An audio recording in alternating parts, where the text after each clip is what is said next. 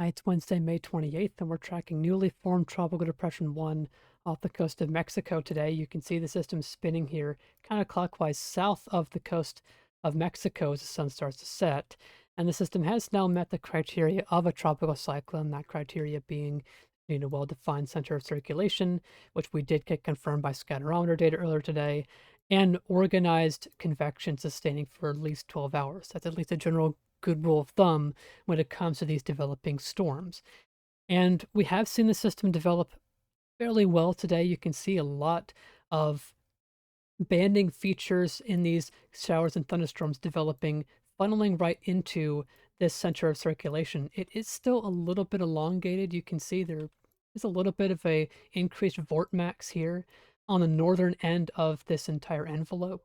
This is an old dying northern part of the broad low that we have the system embedded within that we saw this morning was more prominent. It has been weakening over the past day to day, and the southern low is taking dominance, but this broad system center is going to be keeping the system from intensifying rapidly, and it will take time for this to consolidate into a more compact low, though I suspect we are seeing that take place now as the sun is starting to set, but we still do have deep convection firing directly over that center of circulation. That's a healthy sign for a tropical system alongside these curved bands moving directly into the system center, being as well independent from the diurnal cycle, which in this case, when the sun sets, the solar heating is going to go away, and thunderstorms outside of this TC are probably going to collapse.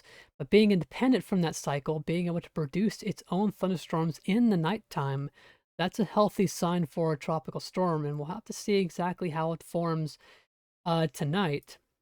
If it gets more organized and compact tonight, then maybe we may see a higher peak intensity before the wind shear gets very high.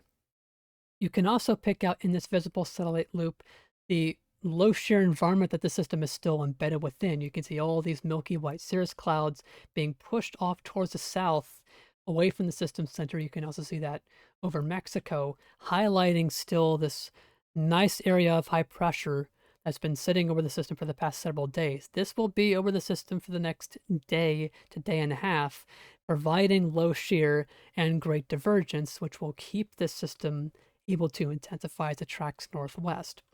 Now, in terms of peak intensity, we're probably going to see the system get towards a high grade TS, maybe make a run at hurricane intensity. There's still some models today that suggest that's still a possibility, though with the broad nature of it right now, it's really going to have to work hard tonight to get to that point. But the peak intensity is not going to make all too much difference for the land impacts. The system will be weakening considerably by the time it comes to landfall. You can see the system is out to tomorrow night. Still a fairly favorable environment by this time, but shear is increasing with all these blues increasing surrounding this system, which, by the way, this red L, that's the storm. And you can see all this blue gets deeper surrounding this. So this is very strong shear. In a lot of cases, 25 to 30 knots of shear. And there's also cooler water here, so there's much more dry air to be wrapped into the system center as it comes further northwest. So that will promote pretty rapid weakening after the system reaches its peak intensity.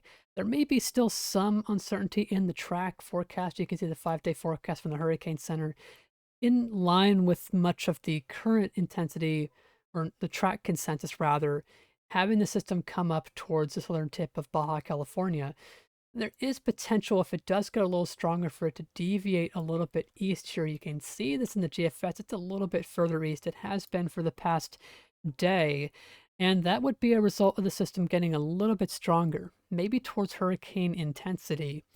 And if it is, one thing about these storms when they get strong is that thunderstorms, when the storm is stronger, are taller up into the atmosphere. So they're going to be more likely to feel flow from this upper level ridge, for example. The storm is going to track what the mean flow throughout the atmospheric column is. So, for example, if I take this sounding here, just focus on these wind barbs here, you can see there's a significant push towards the west in the mid levels of the atmosphere. But because the system is weakening, it's shorter in the atmosphere. So it's not got a lot of thunderstorms by this point. up into the atmosphere. So it's mainly down here. And that's why the system continues tracking north on this forecast.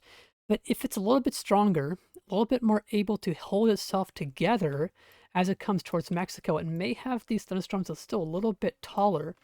And this push may incline the system to track a little bit more northeast towards this western coast of Mexico. That's highly dependent on how it develops tonight and how much intensification we see over the next day to day and a half.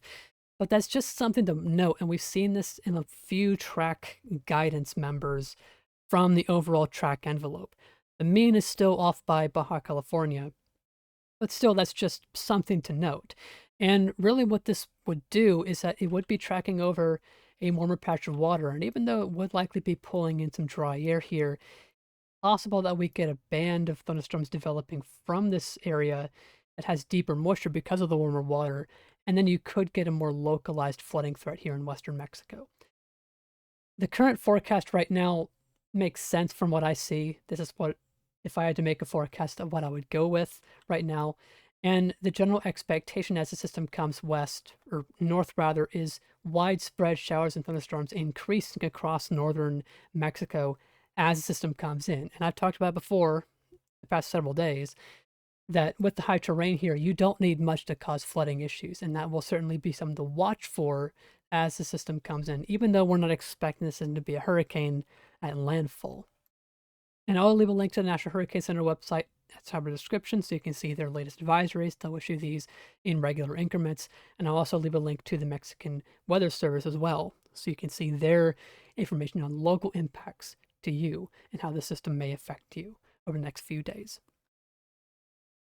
That's all I've got for the depression. We're going to talk briefly, though, about the long-term forecast, as we are seeing some signs about more early June, mid-June, that we may see more tropical development occur in the East Pacific and maybe the North Atlantic's first shot of the season as well by that time frame. This is the plot showing you the forecast for the MJO, or the Madden-Julian Oscillation, basically a zone of rising air that progresses east along the planet over time.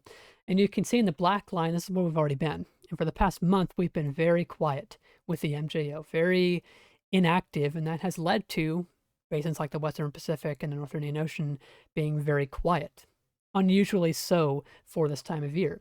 But you can see in the colors here, this is showing the forecast as we go throughout the end of May and into early June. It starts to peak out here into the Western Pacific and progresses further east. As you go further counterclockwise on this, the further east you go. And when you get into 7, 8, and 9 in these numbers, that's the East Pacific and the Atlantic being favored. I can show you this better if we look at this map from Tropical Tidbits, showing you the rising and sinking air distribution across the world. You can see where the MJO is forecast to out in the West Pacific along Indonesia. This is rising air favorable for thunderstorms. The red is sinking air, not favorable for thunderstorms. And what you'll see as I go towards mid-June, this translates east so that by the mid-June timeframe, we have a lot more green showing up here in the East Pacific and the Western Caribbean in the Atlantic. And of course, there's nothing concrete at this point, but we are already seeing signs and modeling and a fairly decent signal at this range, about as best as you can get at this range, of potential for tropical development in both the Western Caribbean and the Eastern Pacific. Specifics will have to be ironed out way later in time, as talking about it right now would just be purely speculative, which is not a good thing to do at this range. But it is worth monitoring in Mexico and Central America and surrounding countries like Cuba and the United States even, that development is possible as we go into early to mid-June in both basins. And for the Atlantic specifically, it's a reminder that Sunday is the beginning of the hurricane center, or not center, season, and we're likely to see another above average hurricane season.